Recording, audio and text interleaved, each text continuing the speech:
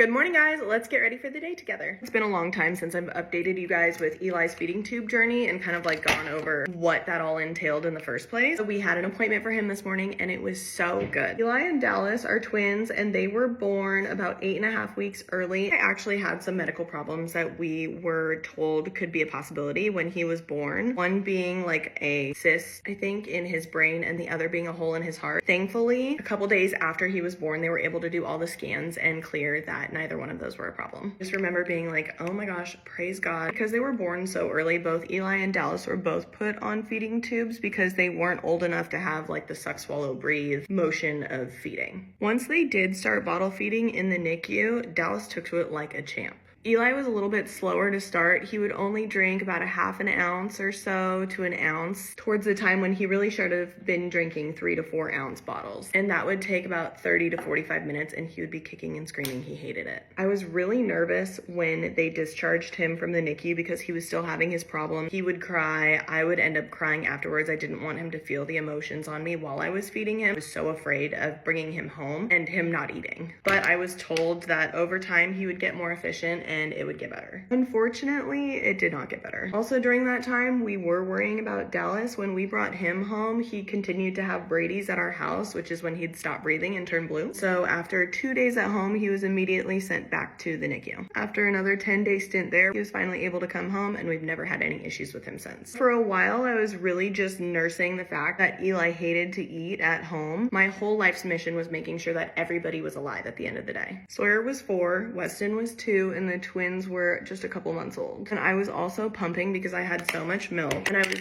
giving it to Dallas and then donating the rest because Eli didn't want to drink it. And so we tried formula for him. My routine every day was wake up, feed twins, pump, make sure the big kids were fed, just a repetitive cycle of feeding, pumping, making sure everyone's okay. One of Eli's early follow-ups, he was diagnosed with failure to thrive by his doctor because he was not gaining weight. But also weigh him at home every single day and track it and call into the doctor and they could track it also. Gaining weight was really rare, and if it did happen, it was like 1 ounce. It was usually same weight or he lost weight from the day before because he was drinking maybe 3 to 4 ounces of milk a day. He was also hospitalized a ton for failure to thrive, and the nurses would try to just like take him in the night and feed him also, and they would come back to me every single time and just be like, I cannot believe how much he does not want to drink this bottle. And it was hard because I wasn't getting any answers, but also I felt kind of validated, like I wasn't a bad mom. It's not that I didn't know what I was doing. It's just that there was something there that he couldn't communicate with us is the reason why he didn't want to eat. He's also diagnosed with a feeding aversion, which is basically just like a phobia of eating. So at around 4 months old, he had his nasal feeding tube placed. It was like an orange tube that they stuck in through his nose and down his throat, where I would try to feed him his bottle and whatever he didn't drink, we would have to push through the tube. But that didn't really work because he was throwing everything up like crazy as soon as we fed it to him. And he would also rip out the tube, and every time he ripped it out, I would have to drive him over an hour to the hospital to have it replaced. We lived out in the sticks. We were rural. He was probably pulling out his tube once a week. I remember one time, it was over Christmas break for the big boys. I had to take Eli to a GI appointment, which was at the same hospital, and we were like almost home. There was like this one large mountain that we would have to cross over, and as soon as we got to the top, I was like, okay, I know I'm home. As soon as we started crossing that mountain, I heard a yank and I heard a scream, and I knew exactly what had happened. He had pulled his tube out. I was at my breaking point. He was at his breaking point. I called Jake, said I need to bring him back to the hospital. Jake came to take care of the other kids. It was that Christmas break trip. A surgeon came in and talked to us about a more permanent option with the feeding tube that is in his tummy. They said that the nasal feeding tubes are more for like temporary situations, and this seemed to be a longer lasting effect. They thought it was a good idea to have it placed so that way he wouldn't be spending so much time in the hospital and could start to grow and develop like a normal baby. He was also not developing. At 7 months old, he couldn't even hold his head up. He could not do tummy time. He could not sit, could not do anything. Just laying there as if he was a newborn. They discharged us on Christmas Eve. We spent Christmas at home, and then the day after Christmas, we went back to the hospital where he had his G-tube surgery and had it placed. We came home from that trip on New Year's Eve. I'm thrilled to say that he has not spent a single night in the hospital since New Year's Eve 2018. I can't cry right now, I just put this on.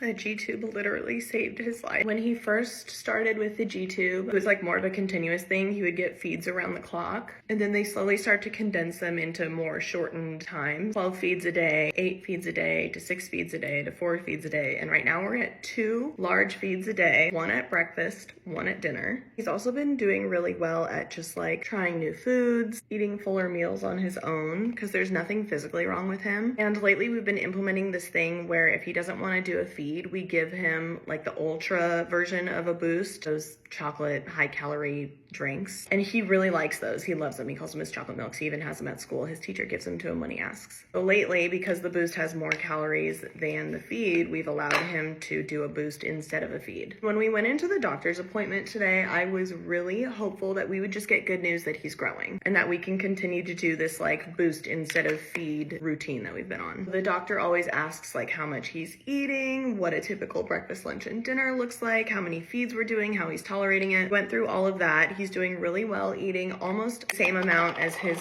twin brother. Not quite, but almost. She was really thrilled about the fact that he has been able to take the same amount of calories by mouth as his feeds. She told us that technically he no longer needs the G-tube to survive, which is huge because I just didn't expect that. Really expecting her to just say, keep going, or maybe we lower to 1 feed a day, just like 1 nighttime feed. But she said technically if we wanted to take it out, he would only have to go 3 months without using it and we could take it out. So he could get it out in July of this year, which is huge because he's been asking about taking it out. That is such a recent thing that he doesn't love it to just be another part of him, that he didn't notice the difference.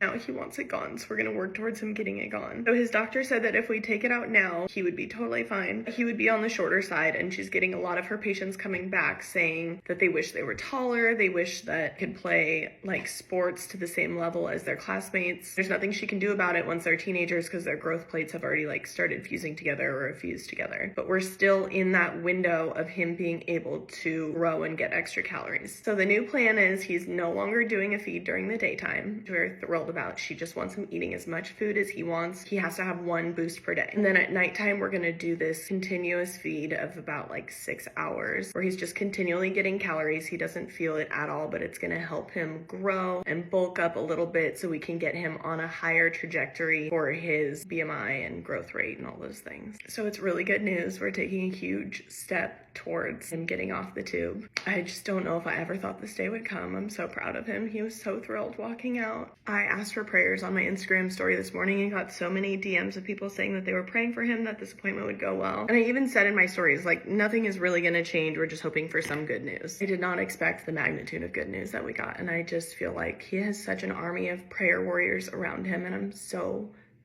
thankful. If we could just be praying for his continued growth, that he does well on his nighttime feeds. If all goes according to her plan, he could have the tube taken out by the end of 2024.